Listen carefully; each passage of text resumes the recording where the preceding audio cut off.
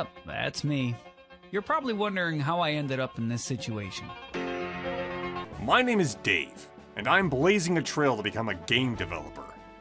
I have some really cool ideas, but am lacking skill in the level design department. And that fact makes me want to beat up the cast of Sesame Street. No, you!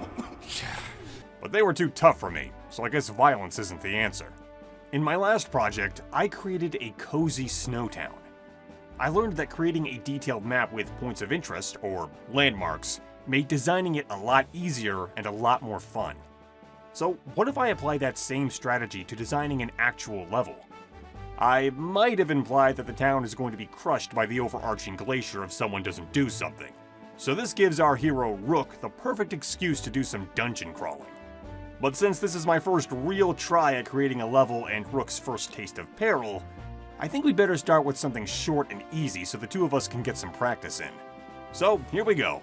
This is the time I created a mini dungeon for a game that doesn't exist. I started by picking a theme. Rook will need to talk to Mayor Vani to find out why the glacier is collapsing. But the front door to his house is busy being blocked by a giant chunk of ice. Fortunately, video game logic determines that there's also a needlessly long and dangerous way in. So how about a secret basement full of sentient cardboard boxes? The lessons I learned in my previous project made Phase 1 a piece of cake. I started by creating a detailed map. Like when I designed the town, I used landmarks to mold the level around. Only this time, I used visual representations of the puzzles I wanted players to encounter, instead of buildings. Next, I pixel arted the tile set and full-size landmarks I sketched out in my map. Then I tiled the dungeon layout together. Though, sadly, a lot of the images I created didn't make it into the final product.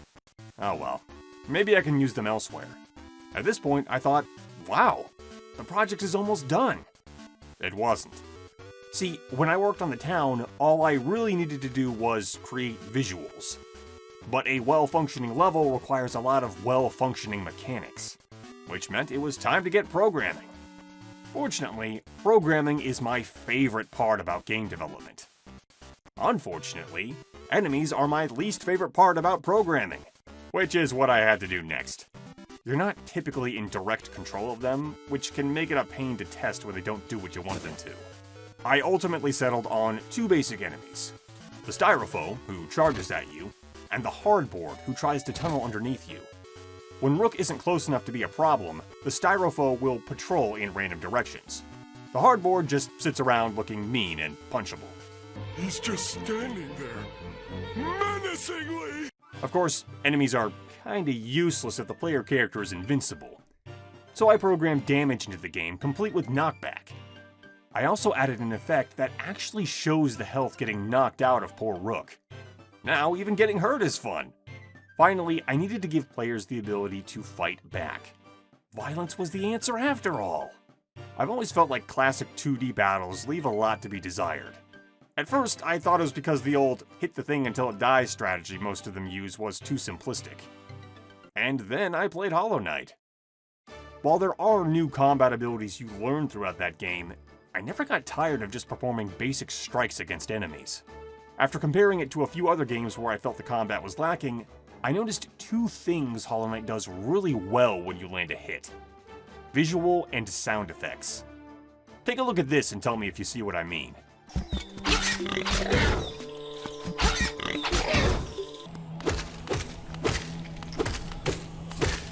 Same action, completely different feel. Once I realized this, I began noticing the implementation of visuals and sounds in combat in other games I enjoy.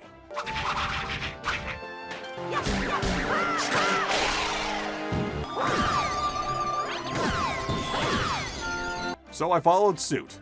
I added a strike effect for when an enemy meets the business end of Rook's sword, along with some sparks. I also made them flash white to make it even more satisfying. That just left the sound effects. But I'll talk about that part a bit later. Now for the king of Vani's basement, Boxer. Would you believe me if I told you this was easier than coding the enemies? Normal enemies require at least some ability to think for themselves due to having to exist in various rooms. But since you typically only encounter boss enemies in a single room of the game, I have the freedom to make him operate via an attack cycle. For example, the boss will perform one action or attack, move on to another, and then become vulnerable. Rinse and repeat. So I got to work. I decided to grant Boxer upgraded versions of the minor enemy's abilities. This means he can tunnel underground and charge towards Rook with reckless abandon. Taking another page from Hollow Knight, I decided to force players to be more aggressive in their fighting by giving them short openings to attack the boss. This means that you can damage Boxer at almost any time, but you have to be fast. Despite Boxer being a mini-boss, I got a little carried away and challenged myself to make him tougher the more damaged he is. Fortunately, I was able to use his attack cycles to my advantage. At the beginning of each new attack cycle, I added an idle state that checks how much HP he has left. If it meets the correct criteria, he'll perform the next volley of attacks more than once and at faster speeds. It was tricky, but well worth the effort. And not to toot my own horn here, but this short mini-boss actually surpasses regular bosses in similar games I've played. Which means that the main bosses I create will have to be even better. This was a mistake. With combat all coded and ready, a new problem arose. You see, when you leave and re-enter a room in Game Maker, any enemies that had previously been defeated respawn. Now, I love a good fight, but part of the joy that comes with winning is that your foes stay dead. The first part of the solution was to divide the dungeon into separate sections within the same room, rather than in separate rooms.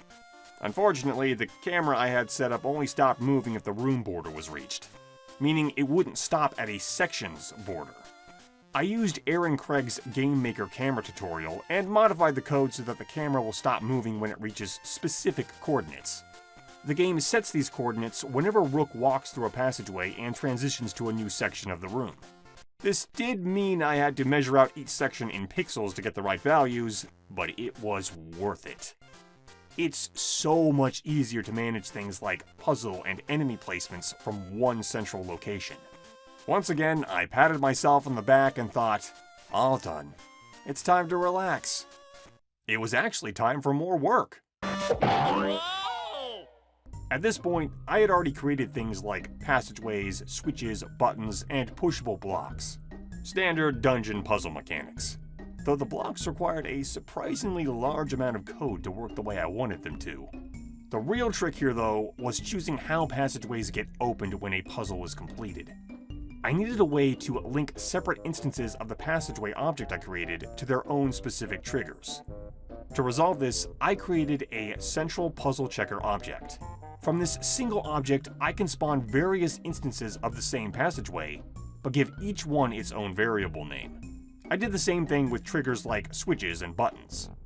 And since that probably sounds confusing, here's how it works. I had the puzzle checker spawn a passageway and a switch at specific coordinates in the room with the names Tunnel Center and Switch Center. I then added code that opens Tunnel Center when Switch Center gets activated. Any other passageways will remain closed. In the same vein as the puzzle checker object, I added a battle checker object. This traps Rook in certain rooms and spawns enemies if he steps on a certain spot. I also added a bottomless pit into the game so players can fall to their deaths. Because if you're a gamer who likes adventure games, at some point, you've done this.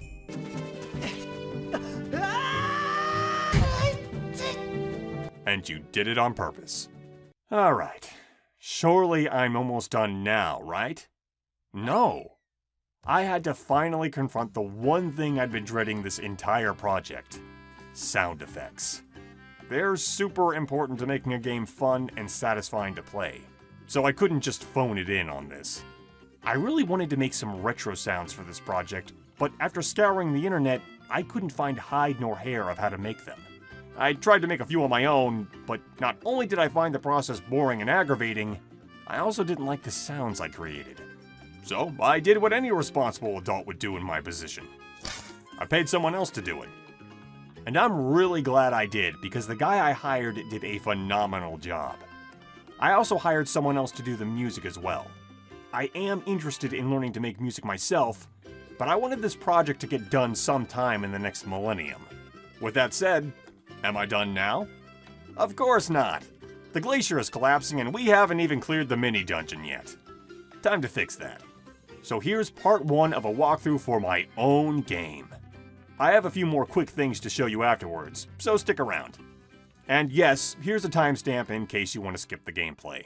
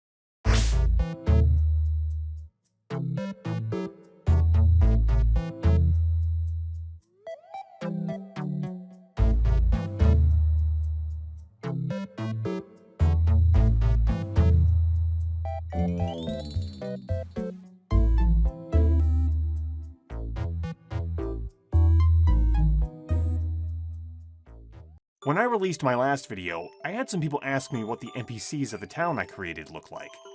And by some, I mean literally 2. So, meet one of the Snomes. Snomes grow their green hair out really long to help them stay warm in the cold climate they inhabit. Isn't he cute? Crap! The last thing I added was a game over screen. You forgot about that, didn't you? So did I. I always really liked game over sequences that show you what happens as a result of your failure. You know, aside from the whole dying thing. Some prime examples are System Shock, where you get turned into a cyborg, or Banjo-Kazooie, where you see Gruntilda steal your sister's youth. It's harrowing to see the day not get saved, and it helps motivate the player to try again. I'm honestly surprised more games don't do this, but I feel like I've gone overboard with this project as it is. So I just settled for a typical game over.